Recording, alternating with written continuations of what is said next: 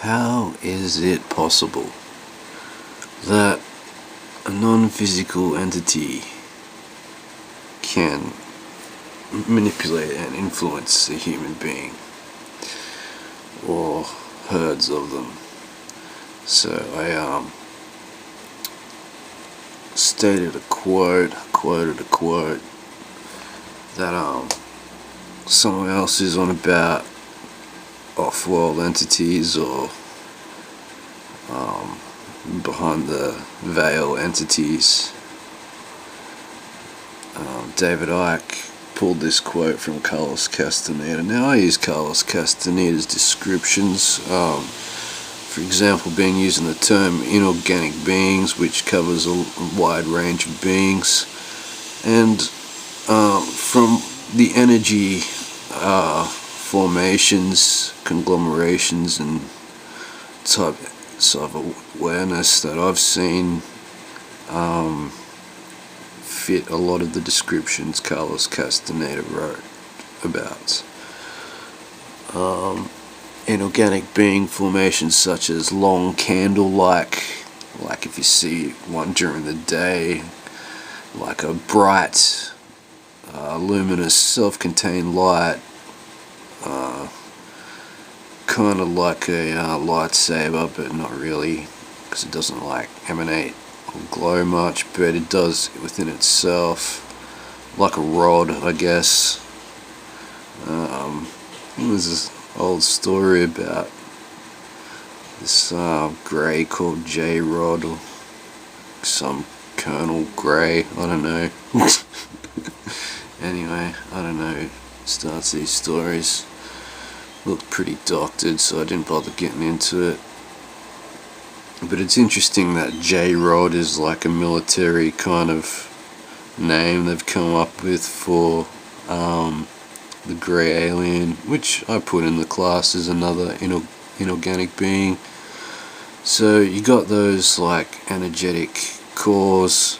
If you ever see just a candle-like shape rod floating around in front of you, walking up the stairs in front of you as you go into your house, yeah, it's probably an inorganic being. You're probably not having some stroke or seizure just yet, but yeah, so I'm probably gonna read this quote.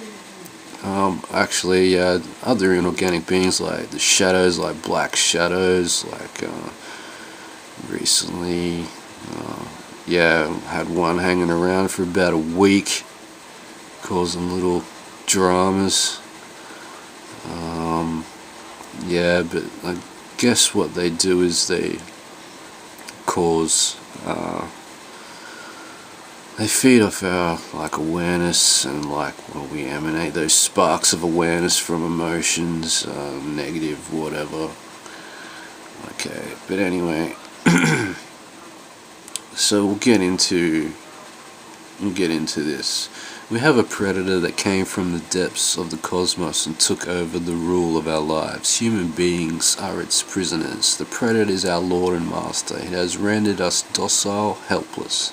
If we want to protest, it suppresses our protest. If we want to act independently, it demands that we don't do so. I have been beating around the bush all this time, insinuating to you that something is holding us prisoner. Indeed, we are held prisoner.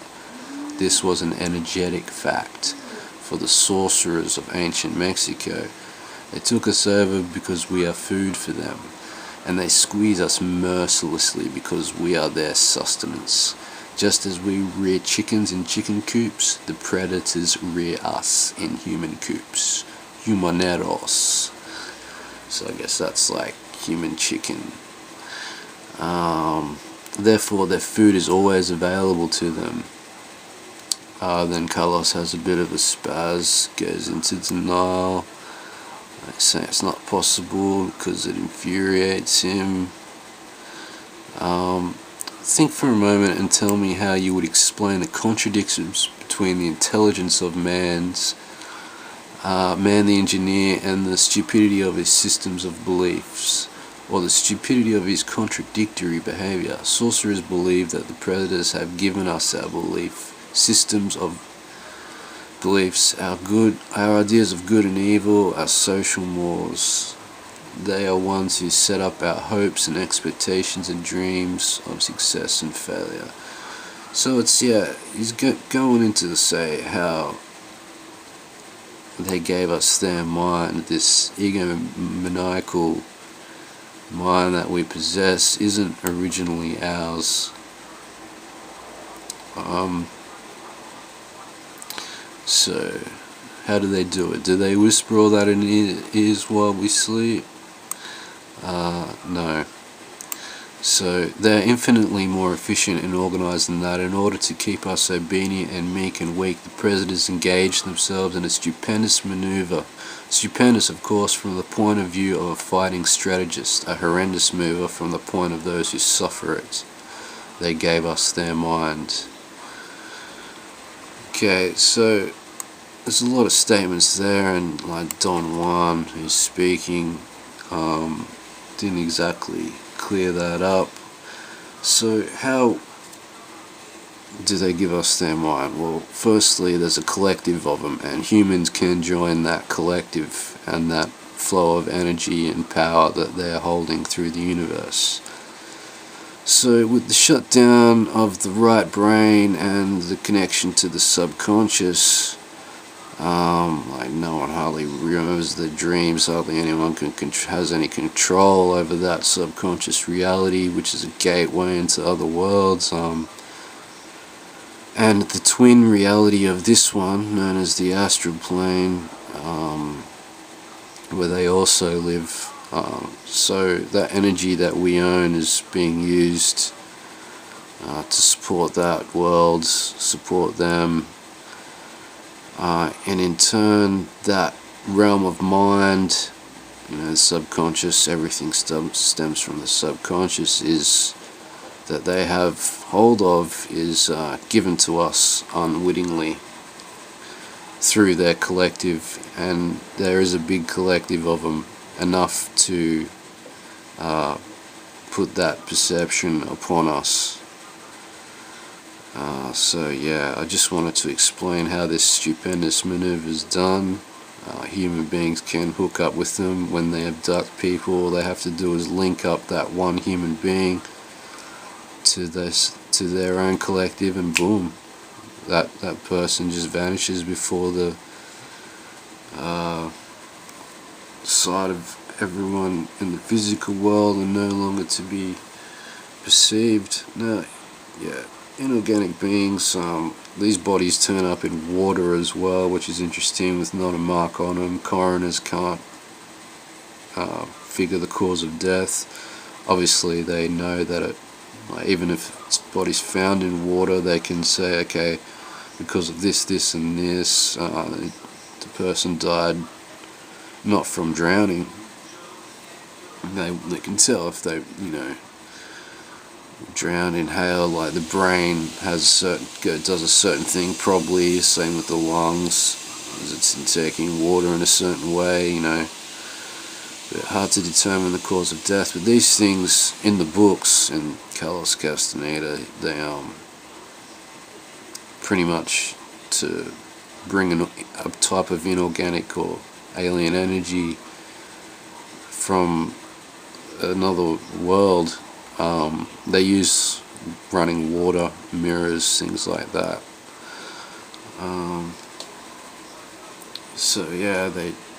It's interesting. They, lakes, stuff like that. We know they hang around water sources for a reason, not just to hide, but seems like they can travel.